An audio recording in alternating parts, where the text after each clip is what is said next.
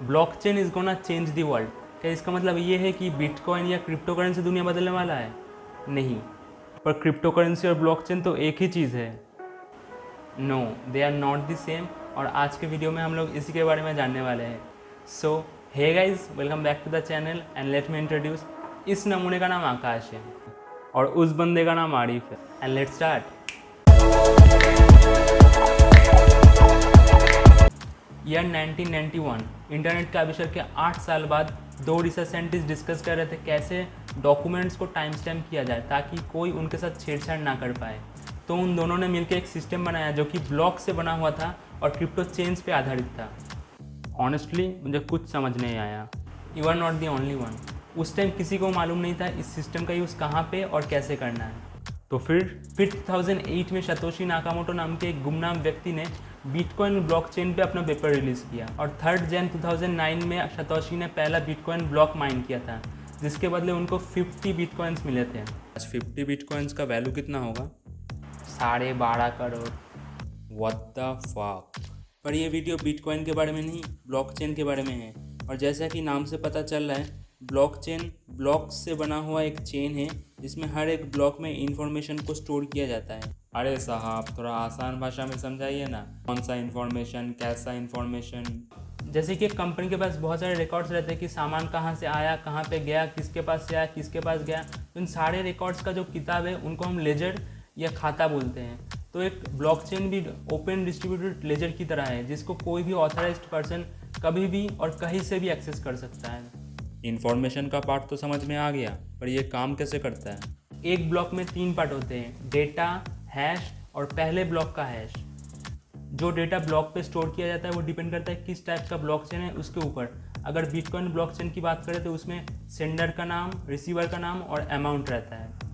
एक ब्लॉक में दूसरा जो पार्ट होता है उसको कहते हैं हैश। इसको आप यूआईडी या फिंगरप्रिंट की तरह समझ सकते हैं क्योंकि हर एक हैश यूनिक होता है और अगर आप किसी ब्लॉक में चेंज करेंगे तो उस ब्लॉक का हैश भी चेंज हो जाएगा। ब्लॉक का जो तीसरा पार्ट होता है उसमें रहता है इससे पहले वाला ब्लॉक का हैश। मतलब पहले ब्लॉक का हैश उसके नेक्स्ट वाले ब्लॉक में स्टोर होगा, उसका हैश उसके नेक्स्ट वाले ब्लॉक में स्टोर होगा और उसका हैश उसके नेक्स्ट वाले में स्टोर होगा। एग्जैक्टली। और इसीलिए इसको ब्लॉक चेन बोला जाता है। तो मान लीजिए आप छेड़छाड़ करके किसी ब्लॉक का हैश चेंज कर देते हैं, इससे क्या होगा, उसके नेक्स्ट में जो ब्लॉक है उसका भी हैश चेंज हो जाएगा, उसके नेक्स्ट में जो ब्लॉक है उसका भी हैश चेंज हो जाएगा। तब तो पूरा चेन ही बेकार हो जाएगा। Good point. बट जब भी ऐसा होगा तब सिस्टम खुद ब खुद उसको बहुत जल्दी से रिकैलकुलेट करके चेन को फिर से वैलिड बना देगा। अगर किसी ने सबका हैश चेंज कर दिया तब क्या होगा? ऐसे सिचुएशन से बचने के लिए सतोशी नाकामोटो ने प्रूफ ऑफ वर्क कंसेप्ट को इंट्रोड्यूस किया था। इसमें अगर आप किसी भी ब्लॉक को चेंज या क्रिएट करने जाएंगे तो आपको एक सर्टेन अमाउंट ऑफ टाइम लगेगा, जो कि बिटकॉइन ब्लॉकचेन के मामले में है 10 मिनट। तो अगर आप 10 लाख बिटकॉइन ब्लॉक को चेंज करने जाएंगे तो आपको लगेगा 19 साल। मामू, सिक्योरिटी बहुत टाइट है मामू। सिक्योरिटी की एक और एक्स्ट्रा लेयर रहती है जिसमें कि उस नेटवर्क के अंदर जितने भी लोग हैं उन सबके पास उस ब्लॉकचेन का एक कॉपी रहता है। तो आप अगर उस ब्लॉक के साथ कुछ छेड़छाड़ करना भी चाहें तब भी नहीं कर पाएंगे। अगर आपको कोई भी ब्लॉक चेंज करना है तो आपको उस ब्लॉक को सबके साथ शेयर करना पड़ेगा और सभी मिलकर उस पर वोटिंग करेंगे कि वो चेंज वैलिड है या इनवैलिड है। अगर मेजॉरिटी मिल गया तो आपका चेंज एक्सेप्ट किया जाएगा, नहीं तो डिक्लाइन किया जाएगा। और इसको हम लोग कंसेंसस रूल बोलते हैं। तो अगर आपको ब्लॉकचेन हैक करना है तो पहला बहुत ज़्यादा टाइम लगेगा, दूसरा मेजॉरिटी वोट लेना पड़ेगा, जो कि ऑलमोस्ट इम्पॉसिबल है। पर अगर सबके पास ब्लॉकचेन का कॉपी है तब तो सब मेरा प्राइवेट डेटा भी देख पाएंगे। प्राइवेसी मेंटेन रहती है क्योंकि सबके पास एक प्राइवेट की और एक पब्लिक एड्रेस रहता है, just like email address and password. आप सबको अपना ईमेल एड्रेस तो देते हैं पर पासवर्ड आपका प्राइवेट होता है वैसे ही। और पब्लिक एड्रेस बहुत रैंडम होता है तो किसी को नहीं पता चलेगा आपका रियल आइडेंटिटी क्या है। वीडियो के पहले ही मैंने बताया था कि blockchain will change the world. हमने जान लिया ब्लॉकचेन क्या है और कैसे काम करता है। अभी जानते हैं कैसे ब्लॉकचेन दुनिया बदल सकता है। बैंकिंग, 90% बैंक ब्लॉकचेन को एक्सप्लोर कर रहे हैं क्योंकि ना सिर्फ ये बहुत ज़्यादा सिक्योर है, ये बहुत ज़्यादा फास्ट भी है। ब्लॉकचेन की मदद से ट्रांजैक्शन बहुत फास्ट और ट्रांसपेरेंट बन सकता है और इसके लिए बैंक को हमको ज़्यादा पैसे भी नहीं देना पड़ेगा। मान लो आप फ्लिपकार्ट से एक मोबाइल ऑर्डर करते हैं और आप खोल के देखते हैं कि मोबाइल के डब्बे में एक साबुन है, तब आप क्या करेंगे? आप जनरली कंप्लेंट फाइल करेंगे। फिर क्या होगा, कंपनी आपको आइदर रिफंड करेगा या फिर वो लोग नया मोबाइल भेजेगा, पर इसमें हफ्तों का टाइम लग सकता है। पर ब्लॉकचेन की मदद से आप इंस्टेंटली ढूंढ पाएंगे किसने घपला किया था और कहाँ पे किया था। क्योंकि आप मैन्युफैक्चरिंग से लेकर डिलीवरी तक पूरा प्रोसेस ट्रैक कर पाएंगे ब्लॉकचेन की मदद से। Blockchain will remove the middle man.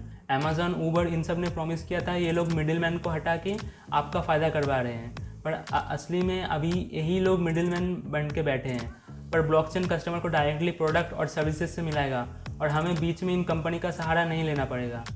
हर एक कंपनी में एक हायरार्की होता है, इसीलिए किसी भी कंपनी में बिल या टेंडर पास होने में बहुत ज़्यादा टाइम लगता है। पर ब्लॉकचेन की मदद से कोई भी ऑथराइज्ड पर्सन कभी भी और कहीं से भी किसी भी डॉक्यूमेंट्स को एक्सेस कर पाएगा और इसके लिए किसी के ऊपर डिपेंडेंट नहीं रहना पड़ता है। गवर्नमेंट ने आधार को इंट्रोड्यूस किया था ताकि एक universal digital identity proof create किया जाए, पर आधार का इम्प्लीमेंटेशन अच्छे से नहीं हो पाया। इसीलिए सिर्फ आधार एक अच्छा आइडेंटिटी प्रूफ नहीं है, आधार के साथ आपको और भी आइडेंटिटी प्रूफ दिखाना पड़ेगा। पर ब्लॉकचेन की मदद से आप अपना डिजिटल आइडेंटिटी प्रूफ क्रिएट कर पाएंगे। हर साल 100 करोड़ लोग अपना आइडेंटिटी प्रूफ खो देते हैं और इन्हीं मामलों में ब्लॉकचेन काम आएगा। लैंड डिजिटाइजेशन, जैसे कि आपको पता होगा कि गवर्नमेंट कोशिश कर रही है लैंड को डिजिटाइज करने की, तब आपके ज़मीन के जो पेपर्स हैं उनको डिजिटली स्टोर कर रही है गवर्नमेंट, और इन्हीं मामलों में ब्लॉकचेन काम आएगा। पर कोई चाहे तो इन डॉक्यूमेंट्स के साथ भी छेड़छाड़ कर सकता है क्योंकि ये 100% सिक्योर नहीं है। पर हम लोग अगर ब्लॉकचेन पे डॉक्यूमेंट्स को स्टोर करें तो ये बहुत ज़्यादा सिक्योर और ईजी टू एक्सेसिबल हो जाएगा। इसमें आपको हर तरह का इन्फॉर्मेशन मिल जाएगा, जैसे लैंड का प्रीवियस ओनर कौन था, कितने सालों तक वो ओनर था, अभी करंट ओनर कौन है, लैंड का म्यूटेशन हुआ कि नहीं, ऐसे हर एक इन्फॉर्मेशन आपको ब्लॉकचेन में मिल जाएगा। इलेक्शंस, आज के दिन जिस तरह से वोटिंग होता है लोग उसको जनरली ट्रस्ट नहीं कर पाते, लोग ईवीएम को ट्रस्ट नहीं करते, इलेक्शन कमीशन को पूरी तरह से ट्रस्ट नहीं कर पाते, वोट काउंटिंग को भी ट्रस्ट नहीं कर पाते। पर अगर ब्लॉकचेन की मदद से वोटिंग हुआ तो वोटिंग बहुत ज़्यादा ट्रांसपेरेंट बन जाएगा। क्योंकि ये सिस्टम डिसेंट्रलाइज्ड है तो कोई भी इसके साथ छेड़छाड़ नहीं कर पाएगा। हेल्थ केयर सिस्टम, आप अपना पूरा मेडिकल हिस्ट्री ब्लॉकचेन पे स्टोर कर सकते हैं। इससे आपका टाइम, पैसा और एनर्जी कम खर्चा होगा, क्योंकि इससे आपको हर टाइम नया रिपोर्ट्स नहीं बनाना पड़ेगा और हर टाइम रिपोर्ट्स कैरी भी नहीं करना पड़ेगा। मान लीजिए आपको कोई मेडिसिन या ब्लड चाहिए तो ब्लॉकचेन की मदद से आप इंस्टेंटली पता कर पाएंगे कि वो चीज़ कहाँ पे मिलेगा। One more thing is NGO। इसको समझने के लिए आपको स्मार्ट कॉन्ट्रैक्ट्स क्या है वो समझना पड़ेगा और उसको मैं इस सीरीज़ के 3rd वीडियो में बताऊँगा। अच्छा, तो इस सीरीज़ पे पूरा टॉपिक आने वाला है, मतलब टॉपिक पे पूरा सीरीज़ आने वाला है। हाँ बिल्कुल, और एपिसोड 2 में हम लोग बिटकॉइन के बारे में डिस्कस करने वाले हैं, तो वो वाला वीडियो बिल्कुल भी मिस नहीं करना। उन 2 वीडियो का लिंक मैं डिस्क्रिप्शन में डाल दूंगा और आप लोग कमेंट कीजिए आप नेक्स्ट वीडियो किस टॉपिक पे देखना चाहते हैं। अगर आपको भी लगता है blockchain can change the world then definitely hit the like button और चैनल को सब्सक्राइब किए बिना गए तो विद दैट सेड पीस। এখন অনেক রাত তোমার কাঁধে আমার নিঃশ্বাস, আমি বেঁচে আছি তোমার ভালোবাসায়। ছুঁয়ে দিলে হাত আমার বৃদ্ধ বুকে, তোমার মাথা চেপে ধরে টলছি কেমন নেশায়।